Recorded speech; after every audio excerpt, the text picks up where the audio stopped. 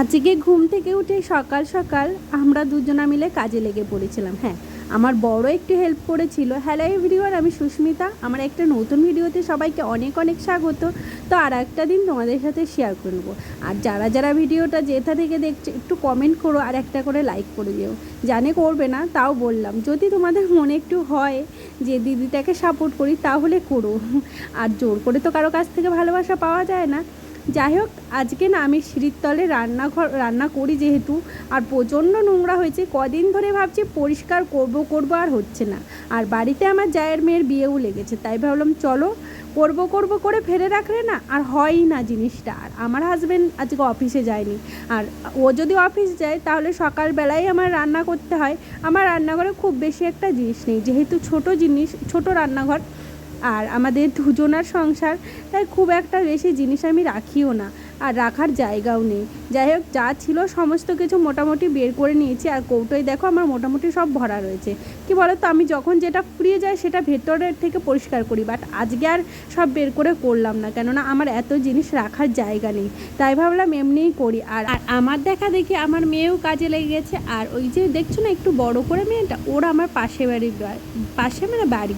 তো বললো, আমি ঠাম্মা হই, বললো ঠাকুমা দাও তোমাকে একটু কাজ করে দিই। তো আমিও আর বারণ করলাম না, তাহলে আর কি তাড়াতাড়ি হবে। হ্যাঁ, ও আমাকে অনেকটা হেল্প করে দিয়েছে, সত্যি বলছি। যাই হোক, ও না থাকলে আমার অনেকটা টাইম লাগতো। আর আমার বর তো এইসব ধোবে না বাইরে এসে, ও ঘরে থাকলে একটা দুটো কাজ করে দেয়, বাইরে এসেও কাজ করতে চায় না, কেননা অনেকে অনেক কথা বলে। তো যাই হোক, দেখো সবাই তো আর সমান হয় না, ওর খুব প্রেস্টিজে লাগে যে মানে কেউ যদি কিছু বলে। ও তবে হ্যাঁ, ঘরের ভিতর বসে অনেক সময় করে দেয়। আর যেহেতু ও ছোটোবেলা থেকে এইসব কাজ করেনি, তাই আমি ওকে খুব একটা কাজে লাগাইও না। আর আমার মেয়ে দেখেছো, সাবানটা পুরো জলের ভিতর দিয়ে চুবোচ্ছে, মানে ও কাজ করবে কি তার থেকে বেশি কাজ করছে। আর বলছিল মা আমাকে একটু দাও, আমি একটু করি। মানে ও করতে পারে না, তাও করবে, কি করব, তাও একটু দিচ্ছিলাম, যেহেতু ওর না হলে মন খারাপ হবে। বাচ্চাদেরও একটু মন রাখতে হয়, ওদের মনও বুঝতে হয়। যাই হোক, এখন মোটামুটি ওই 10:30টার মতো বাজে, এখনও মোটামুটি পেটে আমার কিছু পড়েনি। আর সকাল থেকে আমি কিছু খাইনি, পেটে না সূর্যের দন মারছিল। কি বলতো, আমার যেহেতু সকাল সকাল খাওয়া অভ্যেস, তার জন্য আর মানে খিদে পেয়ে যায় সকাল সকাল। যাই হোক, আজকে দেখো মোটামুটি এই 10:30টাই বাজে, তখনই এসেছিলাম। তারপরে এই যে একটু শাড়ি পরেছিলাম আজকে, যেহেতু মানে আমাদের বাড়ি একজন আসবে, ওর জন্য আমি শাড়ি পরেছিলাম, মানে নাইটিটা চেঞ্জ করে। তারপরে কালকের কটাগুলো টোস্ট ছিল সেটাই প্যাকেটে ভরলাম, প্যাকেট থেকে খুলে আর কি কৌটোতে ভরলাম। আর কপিস কালকে বেশি এনেছিলো মাছ, তাই রেখে দিয়েছিলাম। আর একবারে কতগুলো মাছ খাবো, তাই ভাবলাম, ভেবে রেখে দিয়েছিলাম যে কালকের দিনটা চলে যাবে একটু অল্প করে খেলে।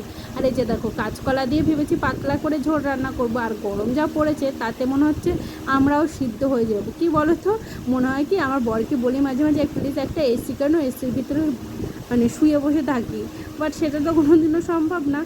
যাই হোক, ওইসব ভেবেও লাভ নেই, আমরা যেটা মানে পারবো না সেটা করে ভেবেও লাভ নেই। কী বলো তো, আমাদের ওই ফ্যানের হাওয়ায় যথেষ্ট।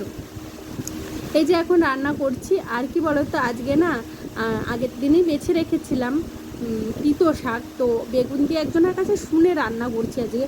বাট না, প্রচণ্ড তিতো হয়েছিল, আমি তো একদম ভালো খেতে পারিনি। মানে তবে হ্যাঁ, কষ্ট করে রান্না করেছি, তার জন্য ফেলেও দিইনি, কষ্টে আমি ঠিক খেয়ে নিয়েছি। তাতে কি বলো তো, শরীরেও উপকার হবে, একটু মুখে খারাপ লাগলে কি হবে বলো। যাই হোক, আমার মোটামুটি রান্না কমপ্লিট। আর এখন মোটামুটি বাজে 12:30। আর এর মধ্যে পিসি বাড়ির থেকে অনেকগুলো আম পাঠিয়েছে। আর আমি ভাবলাম এই আমগুলো যদি ফাটা ফাটা আম রেখে দিই তাহলে নষ্ট হয়ে যাবে, তার জন্য ভাবলাম চলো খেয়েছি। তো খাওয়ার পর প্রচণ্ডই কষ্ট লাগছিলো, বাট ভাবলাম কি বলো তো, এই আমগুলো যদি এখন আমি রেখে দিই তাহলে নষ্ট হয়ে যাবে, তার জন্য আম শক্ত বানাই। আর এই ভিডিওটা আমি একটু শর্টে দিয়েছি, তোমরা যদি চাও আমার চ্যানেলে গিয়ে দেখতে পারো। আর ভিডিওটা কেমন হয়েছে প্লিজ জানিও।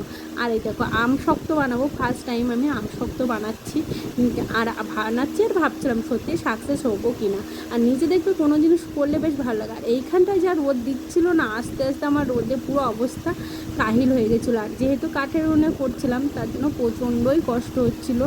যাই হোক, এই যে এখন বসে পড়েছি। আর এটা জাল দিতে যে কতটা টাইম লেগেছিলো, প্রায় 1-1.5 ঘন্টা টানা রোদে। তারপরে আমাকে আর কে দেখে, আমার আর কোনো মানে এত শরীরটা খারাপ লাগছিলো, একদিনে এতটা খাটনি। এখন মোটামুটি 2-2:30 বাজে আমার।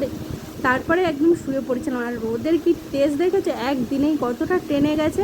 আর 1-2 দিন রোদ দিলে মনে হচ্ছে এটা হয়ে যাবে আমশক্তটা। যাই হোক, কোনো জিনিস যদি নিজে করো না, দেখেছো কত পিঁপড়ে ধরেছে। এই দেখো পিঁপড়েগুলো না মানে কোথা থেকে যে এই রোদের ভিতরেও আসে। তারপরে এই যে আনিশা বই পড়া হয়ে গেছে, ওর বাবার কাছে পড়ছিল আর কি। আর কি বলো তো, আর এই যে কতগুলো সোনা ভাঙাচোরা ছিল, তো এটা আমি একটা কাজে লাগাবো। তো সেটা আমি তোমাদের পরে বলবো, একটা দুঃখের বিষয়। যাই হোক, এই দেখো এদিকে আমার মোটামুটি কৌটোগুলো সব সাজানো হয়ে গেছে। আর এই যে কতগুলো কাগজ পেতে দিয়েছি, যাতে আলুগুলো রাখলে না আর যাতে দাগ না বসে। তো এরকমই মোটামুটি গোছানো হয়ে গেছে। তো আজকের ভিডিওটা আমি এখানেই শেষ করছি। আর ভিডিওটা ভালো লাগলে প্লিজ একটা করে লাইক করে যেও, আর যদি একটু বেশি ভালো লাগে তাহলে চ্যানেলটা সাবস্ক্রাইব করে দিও। তো এখন শুনতে যাবো, তো আজকের মতো টাটা, দেখা হচ্ছে নেক্সট ভিডিওতে। আর যারা যারা প্রথম দেখছো প্লিজ একটা